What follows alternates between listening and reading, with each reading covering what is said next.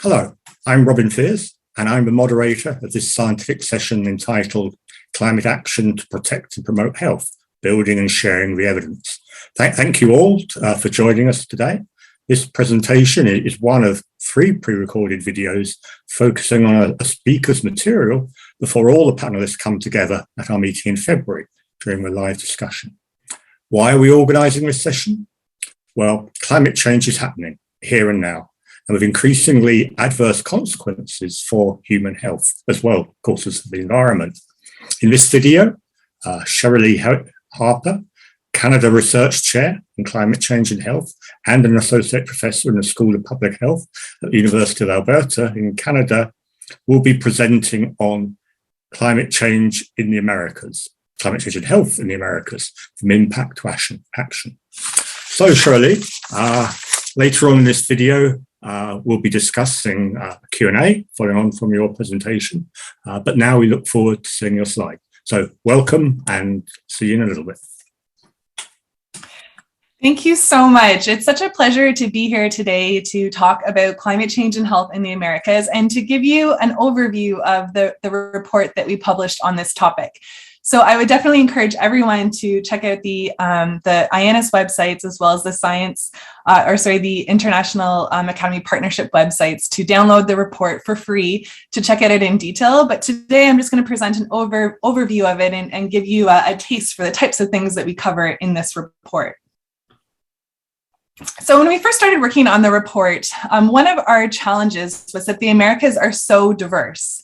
It's a diverse geography covering things like the Arctic, the Amazon, all sorts of different geography, as well as different cultures and different peoples, different languages, different healthcare systems, as well as different politics and policies, a huge diversity to cover. And so we were really worried that we wouldn't be able to capture the diversity of how climate change is impacting health through this diverse landscape.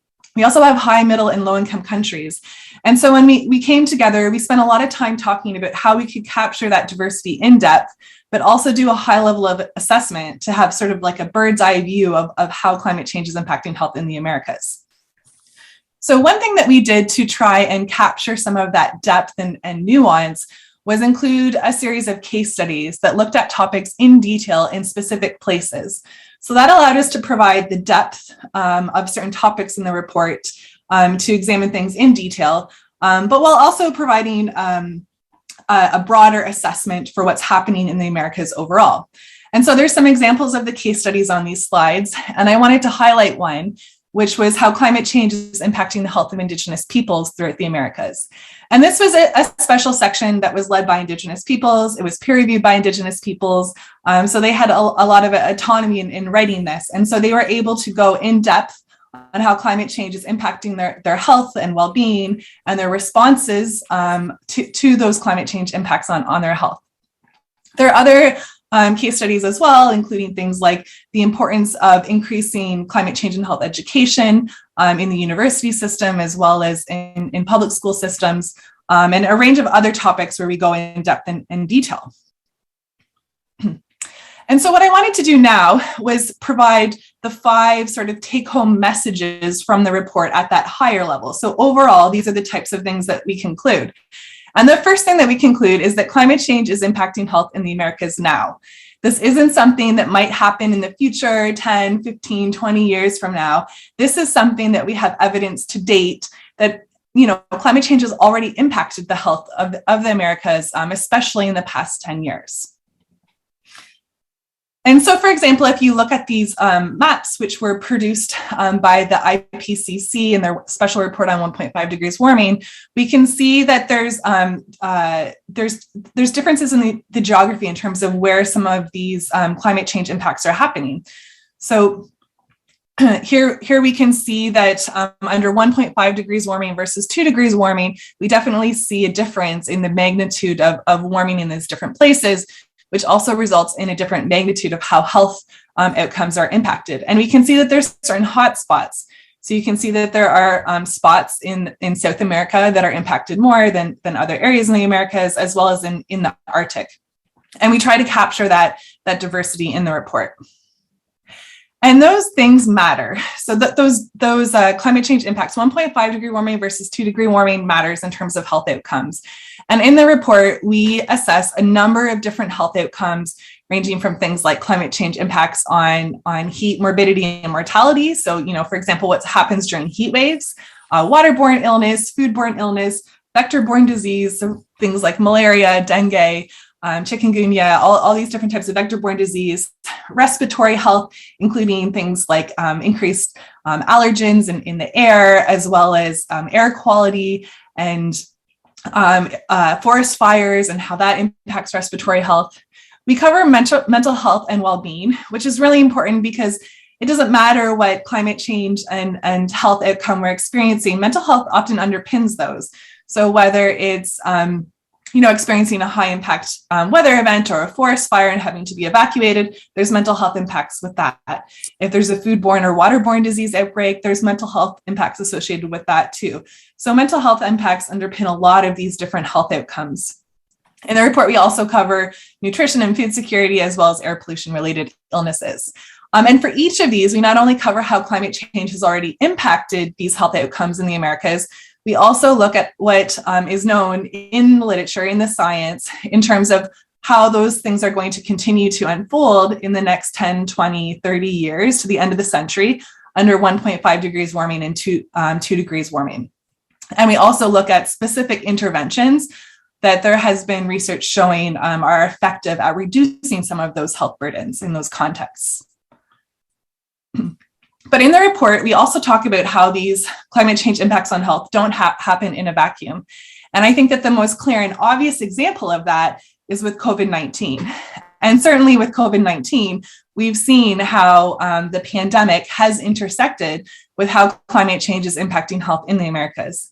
And if we look at North America as an example, the heat dome heat wave that swept through North America in the summer of 2021, we certainly saw how the emergency response to that heat wave and how healthcare was provided and how we tried to reduce the morbidity and mortality of that heat wave in North America intersected with COVID-19 precautions. So for instance, during that heat wave, different health resources were mobilized, cooling stations were opened, heat plans were activated, but you had to open those cooling stations, for example, in the context of COVID, where you had to try and distance people and reduce the risk of COVID-19 transmission. So the impacts of climate change on health don't happen in a vacuum. Right now, it's definitely converging with COVID-19, but it's always converging with other different phenomena that are happening.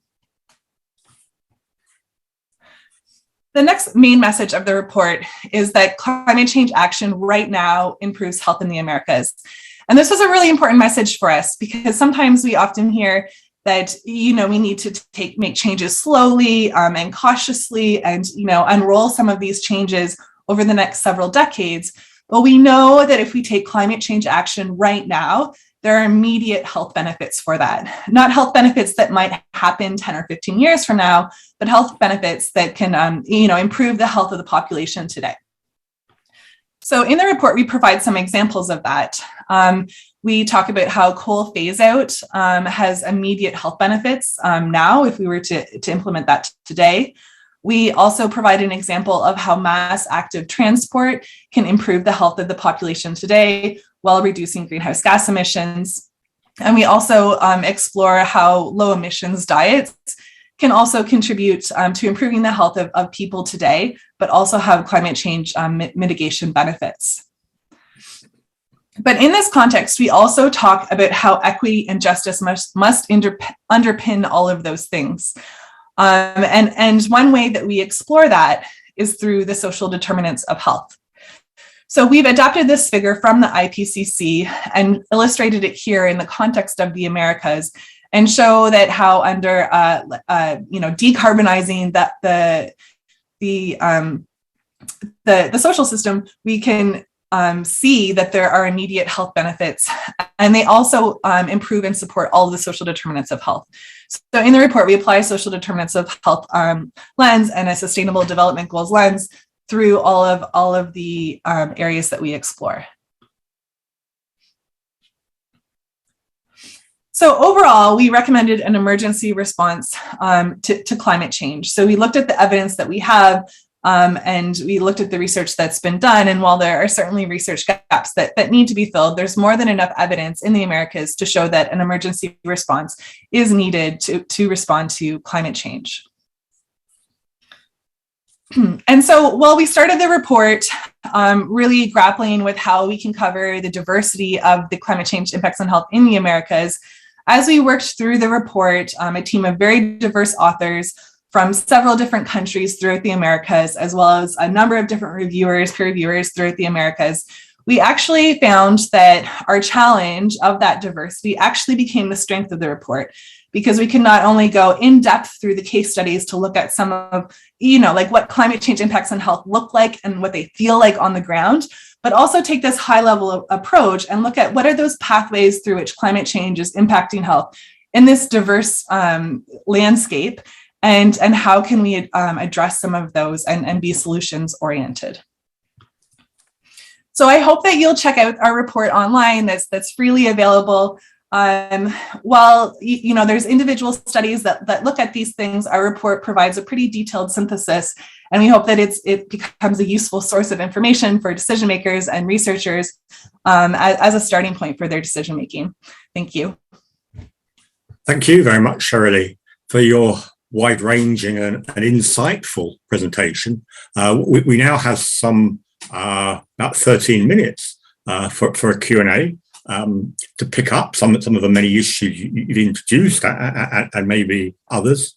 Let me start with one of the points that you started with, the focus on Indigenous peoples. And of course, your report covers a number of Indigenous peoples in the Americas and a number of issues for those. Do you think we know enough about the comparative impacts of climate change on different Indigenous peoples compared to other populations in the Americas or elsewhere?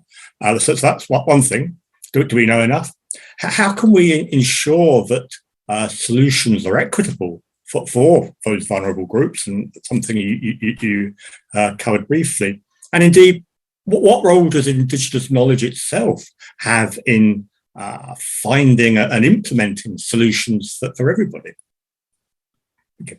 Yeah, thanks so much for that question. I think it's a really important one. And I think in our report, this topic is covered. So climate change impacts health. It varies by population and by location. So one of the things that it varies by is where those Indigenous peoples are located. So for example, in the Arctic in Canada and the United States is home to a number of different Indigenous populations. And we know that the Arctic is one of the fastest warming places in the planet. Another example in the Americas is the Amazon. So the Amazon is this place that is impacted drastically by climate change, and we're expecting to see some pretty transformational impacts there. And that's also home to a number of different Indigenous peoples.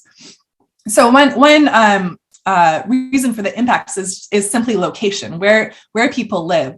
Same for coastal areas. Coastal areas also have unique impacts of climate change that presents unique health challenges to the people who live there. So that's one of the pieces.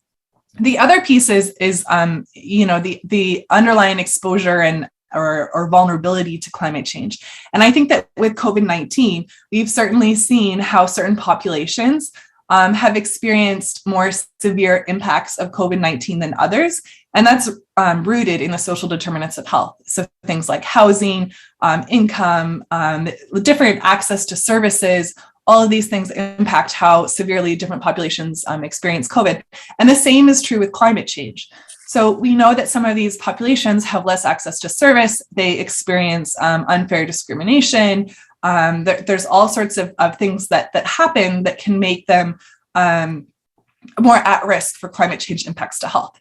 And so we know enough to take action on those things. And we know that action has to be self-determined by Indigenous peoples themselves. They have to be provided with the resources and with the authority and with the power and the, basically whatever they determine is necessary to be able to respond. So, in terms of what the solutions are for those communities, well, those solutions have to come from the communities themselves, and we have to be able to provide them with the resources that they ask for to address them. So in terms of moving forward and what the best solution is, well, it has to be that climate change research, that understanding climate change impacts, climate change responses, and climate change governance for Indigenous peoples have to be self-determined by Indigenous peoples themselves. Thank you. Let me move on to another rather broad area. As you know, the overall theme of the 2022 AAAS meeting is empowering with evidence. You highlight the diversity, multiple diversities across the broad region of the Americas. So several questions spring to mind, given that diversity. How best can different countries in the Americas work together to inform policy making, obviously at the national level, but also maybe at the regional level? So secondly, in terms of the role of the academies, which is obviously a focus for our session, how can academies share good practice between, or can help to share good practice between countries for understanding adaptation and mitigation solutions and using those? And thirdly, again, with regard to the academies, how can academies engage with other stakeholders, others in the scientific community, and the public at large to inform them about the risks that you've highlighted for climate change and health? Obviously, that there are further questions arising from that.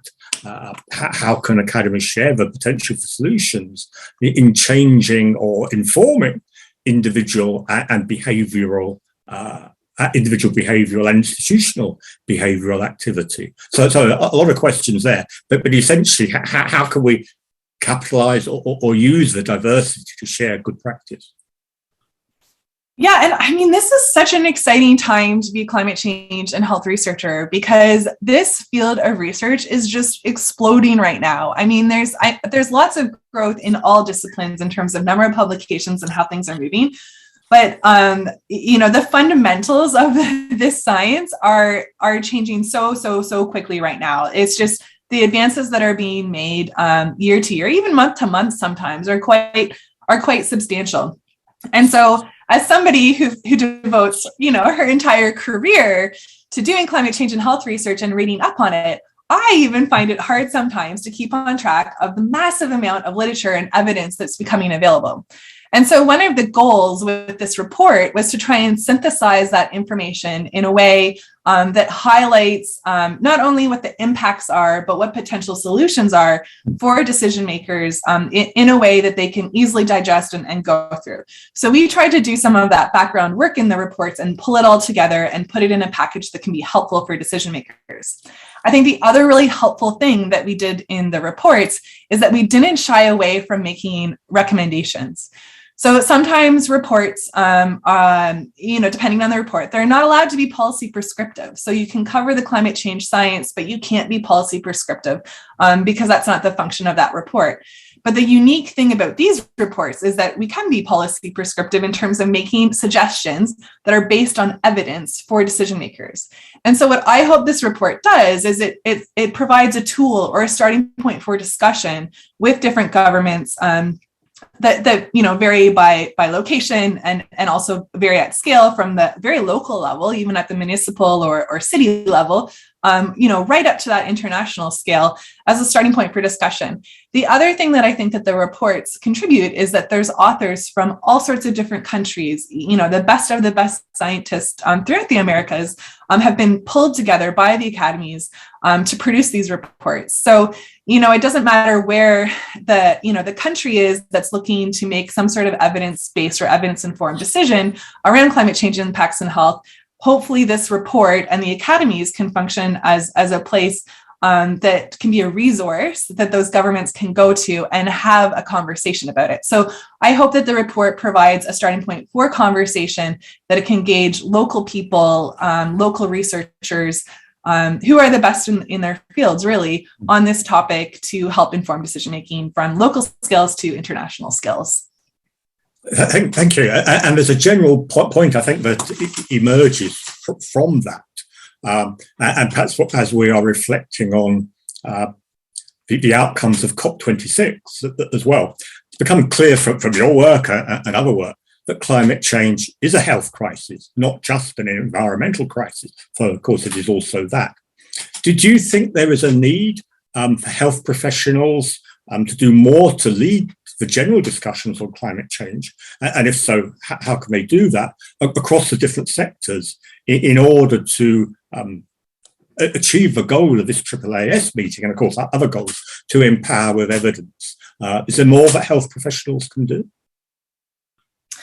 Yeah, and in terms of that, I think there are two things. One, I think that there's an opportunity for health professionals and health researchers to really take an important leadership role in this discussion, as you mentioned. And I think that's important for a number of different reasons. One is that there's some, emerging research and evidence that shows, if you frame climate change through different frames, it inspires different levels of action from people. And in the United States, for example, there was one study that framed climate change through different lenses, including, security, like a security standpoint. Should we act on climate change because it, threatens security? Should we act on climate change because it impacts our economy? Or should we act on climate change because it impacts our health? And that research is showing pretty clearly, at least in the United States, that framing climate change as a health issue is more likely to inspire action than framing climate change through these other lenses. So I think there's lots of opportunity there. In terms of, having the health sector play a leadership role in climate change action, well, I think that's critical because our report in the Americas and the other reports in this series definitely demonstrate that climate change is already impacting health. And so if we're saying that climate change is already impacting health, well, then the health sector has to, walk that talk and take action on climate change. So if we're acknowledging that climate change is a problem for health, then it's also important that the health sector is taking action to, reduce future climate warming and also take really strong adaptation or response roles in that. And then the final thing that I'll comment on is that because climate change is impacting health, it's not only important for the health sector to take action, but there's this concept of health in all policies, because every decision often impacts the health of people. And a lot of the changes or the adaptation or mitigation strategies that happen outside of the health sector have really important implications for health too. So that also really emphasizes the importance of the health sector to take a really important leadership role, not only within their own sector, but across sectors, to be talking about how climate change impacts health. So if you were talking about, transportation, for instance, that has really important health implications, and the health sector should also be, working across those different sectors to inform decision making there as well. Yeah, thank you. And I think there's another very good current example of what you're saying in terms of the COVID crisis. You've mentioned COVID and climate change as converging health crises.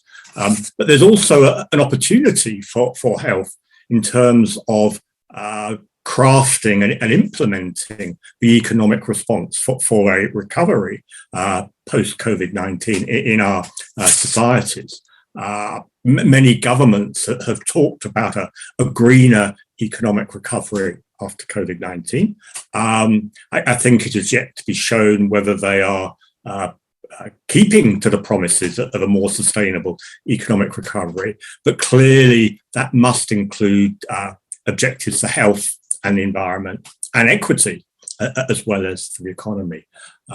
We have about a minute left in our discussion, so I invite you to say anything you would like further about COVID and the economic recovery, or indeed any other point you want to emphasize in your last minute. Thank you. Yeah, I think there is a really great opportunity for the health sector to, when coming up with the COVID, recovery strategy, it must include considerations of climate change. It can't, we can't ignore that. I think that is definitely a given. But what our report in the Americas shows that it not only has to be a greener recovery, as you mentioned, it also has to be a fairer recovery and a more just recovery. And I think that that is some of the main messages that come out from the Americas report is justice, equity, and response and action now. Thank you.